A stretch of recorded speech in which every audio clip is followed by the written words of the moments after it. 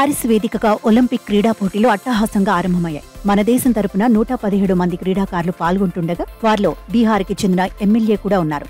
బీహార్లోని జముయ్ శాసనసభ్యురాలిగా ఎంపికైన శ్రేయసీ సింగ్ షూటింగ్ క్రీడాకారిణి. ఎమ్మెల్యేగా ఎన్నిక కాకముందో షూటింగ్ క్రీడాకారిణి అయిన ఆమె అర్జున అవార్డును కూడా అందుకున్నారు. డబుల్ ట్రాప్ విభాగంలో 2014లో గ్లాస్గోలో జరిగిన కామన్వెల్త్ గేమ్స్ లో రజత పతకాన్ని, 2018లో గోల్డ్ కోస్ట్ లో జరిగిన పోటీల్లో బంగారు పతకాన్ని శ్రేయసీ సింగ్ అందుకున్నారు. శ్రేయసీ స్వస్థలం గీదౌర్. ఢిల్లీలోని హన్స్రాజ్ కాలేజ్ నుంచి ఆర్ట్స్ లో డిగ్రీ చదివారు.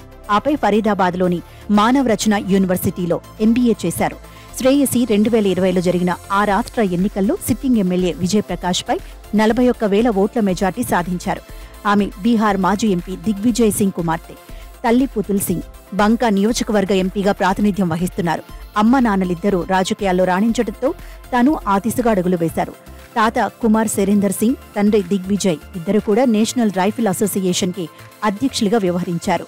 తండ్రి దిగ్విజయ్ సింగ్ ప్రేరణతో శ్రేయసీ సింగ్ షూటింగ్ లో కెరియర్ నిర్మించుకోవాలని మొదట్లో అనుకున్నారు. అయితే ఆ తర్వాత రాజకీయాల్లోకి వచ్చిన శ్రేయసీ ఎమ్మెల్యేగా ఎన్నిక కావడంతో ఎక్కువ సమయం నియోజకవర్గంలో ఉండాల్సి వచ్చేది.